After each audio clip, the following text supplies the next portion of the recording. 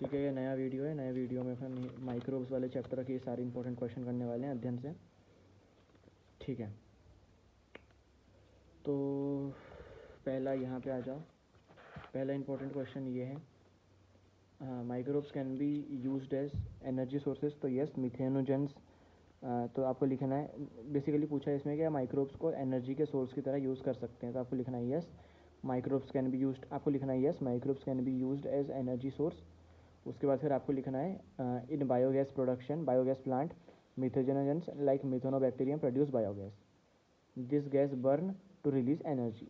ये हो जाएगा आपका यूज़ का आंसर। ठीक है, इसके आगे आ जाएगा question number 3, what do you understand by enrichment of fertility. और या फिर ऐसे आ सकता है कि या तो बायो फर्टिलाइज़र का कुछ भी आ जाए, बायो फर्टिलाइज़र आ जाए, फिर how can be microbes used as bio fertilizer, या फिर how can be microbes used in क्या कहते हैं उसे, फार्मिंग।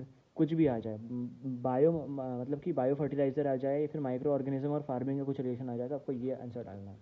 इसमें क्या करना है आपको, सबसे पहले आपको लिखना है ये वाली लाइन। बायो सबसे पहले स्टार्ट इससे करना है, इन पॉइंट से स्टार्ट नहीं करना है, स्टार्ट इससे करना है।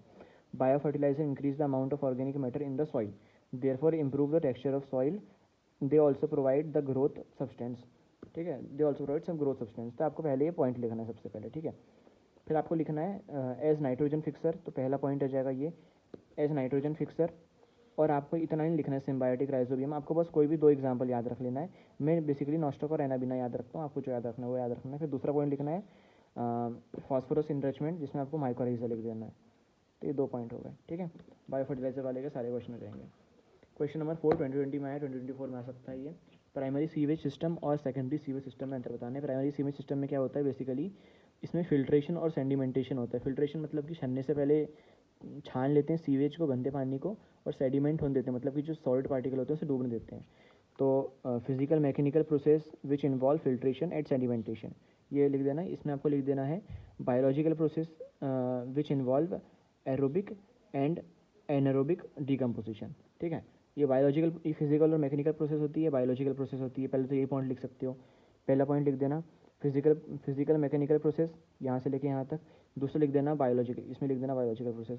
फिर दूसरा पॉइंट लिख देना इन्वॉल्व फिल्ट्रेशन एंड सेडिमेंटेशन, इसमें लिख देना involve aerobic and anaerobic decomposition. दूसरा पॉइंट आ गया। तीसरा पॉइंट लिख देना बीओडी इज़ नॉट अफेक्टेड, इसमें लिख देना बीओडी इज़ रिड्यूस्ड। देखो बीओडी क्या होता है, ये क्वेश्चन आएगा बीओडी क्या होता है, तो बीओडी समझ लो। बीओडी बेसिकली बीओडी का फुल फॉर्म होता है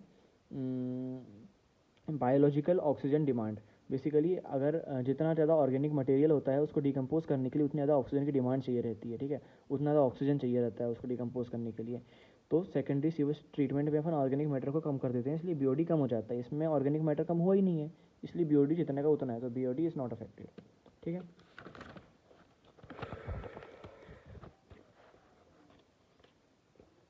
ठीक है। अब आपको ये आ सकता है क्वेश्चन नंबर 7, क्वेश्चन नंबर 6 भी आ सकता है कि how is the BOD of primary. Basically primary effluent का जो बीओडी है वो रिड्यूस क्यों होता है सेकेंडरी ट्रीटमेंट में। तो आपको पहले आंसर लिखना है BOD of primary influential decreased in its secondary treatment. फिर लिखना है इसके आगे बिकॉज, अरे यार, फिर आपको लिखना है बिकॉज, सही स्पेलिंग लिखना है, मैंने गलत स्पेलिंग लिखा हूँ जानबूझ के शॉर्ट के लिए। फिर आपको बिकॉज के आगे लिखना है BOD depend on the amount of organic matter in the water, therefore due to reduction in amount of organic matter BOD is also decreased. ठीक है, ये हो गया आपका क्वेश्चन में ही है आधा आंसर, इतना तो याद ही करना है आपको, है ना। ये क्वेश्चन को तो याद थोड़ी करना है आपको। फिर ये रहन दो, ये रहन दो, ये आ सकता है भाई, इसलिए मेरे को बोलने का मन जरूर कर रहा है, पर रहन दो इसको। ये डायग्राम रहन दो, नहीं बन पाएगा तुमसे। What is Ganga action plan, ये हर साल आया है, 19 में भी आया है, 23 में भी आया है।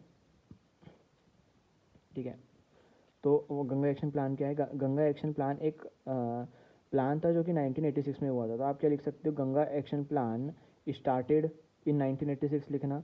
इसके बाद आपने लिखना its main objective was to reduce the pollution of river Ganga, आपने ये लिख दिए। तो पहली लाइन में क्या आ जाएगा, Ganga action plan started in 1986, its main objective was to reduce the, इसका मेन ऑब्जेक्टिव मतलब मेन लक्ष्य था कि आप इसका गंगा का पॉल्यूशन कम करो, लेकिन नहीं हुआ।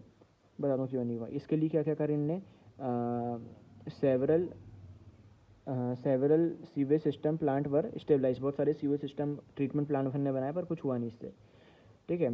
इससे क्यों बनाए गए, ताकि were stabilised to reduce E coli count in the Ganga's water, E coli जो होते हैं उसको कम करना था, ई कोलाई बहुत ज़्यादा थे। पर आपको लिखना है this programme did not make any improvement in the quality of Ganga's water due to various reason, ठीक है, समझ में आ गया।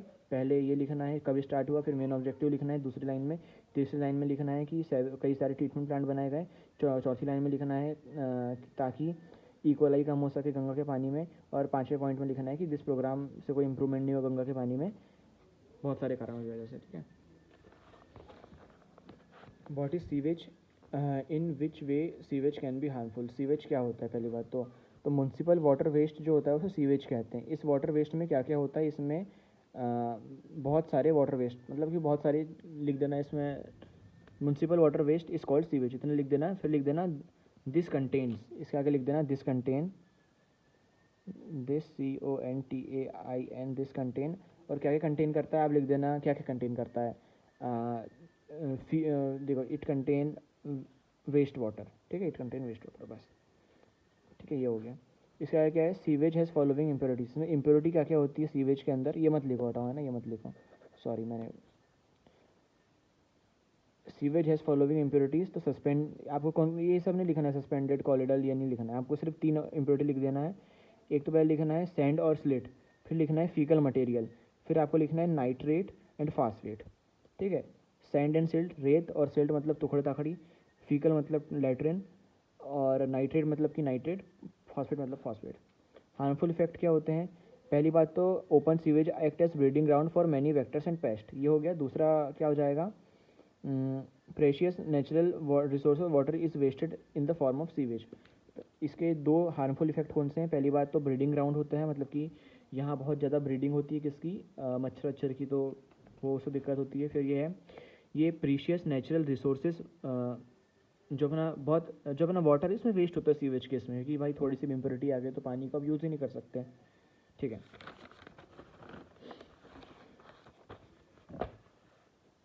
अब ये difference between manure and bio fertilizer आ गया, ठीक है। अगर आपसे पूछ लिया व्हाट इज़ मैन्योर तो इधर साइड का लिख देना, पूछ लिया व्हाट इज़ बायो फर्टिलाइज़र तो मैंने आपको पीछे आंसर बताया हूँ, है ना, जो अपन ने स्टार्टिंग में आंसर बताए थे वो लिखना है।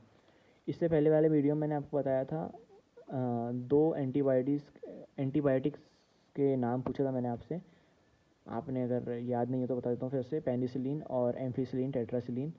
और बायो फर्टिलाइज़र में काम आने वाले नाइट्रोजन फिक्सर्स के नाम हैं, क्या है बताओ, अपन ने पढ़े थोड़ी देर पहले, क्या है, नॉस्टॉक और एनाबीना है। और फॉस्फेट फिक्सर्स के नाम कौन से हैं,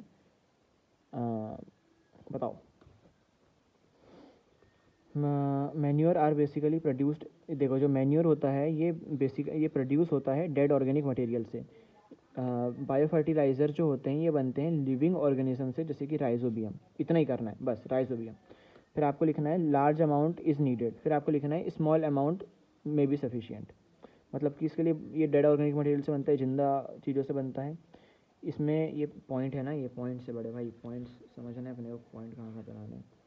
ये पहला पॉइंट है, ये दूसरा पॉइंट है, ये पहला पॉइंट है, ये पहला पॉइंट है, ये दूसरा पॉइंट है, ठीक है ना, ये दूसरा पॉइंट है, ठीक है। फिर ये 2 पॉइंट कर देना तो आपको 2 नंबर का आंसर हो जाएगा।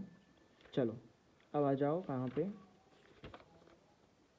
इसमें कुछ और आता है क्या, नहीं, इस चैप्टर से अपना सारा सब कुछ कंप्लीट हो चुका है। एक बार अच्छे से इसका ऑब्जेक्टिव वगैरह निपटा लेना, और ऑब्जेक्टिव वगैरह हो जाए तो ये वाला क्वेश्चन करना, अगर नहीं होता तो मत करना। चलो हटाओ, मत करो इसको, क्योंकि आने के चांस बहुत कम है इसके। हो गया, चलो इसके अलावा कुछ नहीं आ सकता। चलो बाय, अच्छे से पढ़ो। और फॉस्फेट फिक्सर का नाम है माइकोरेजा, याद रखना।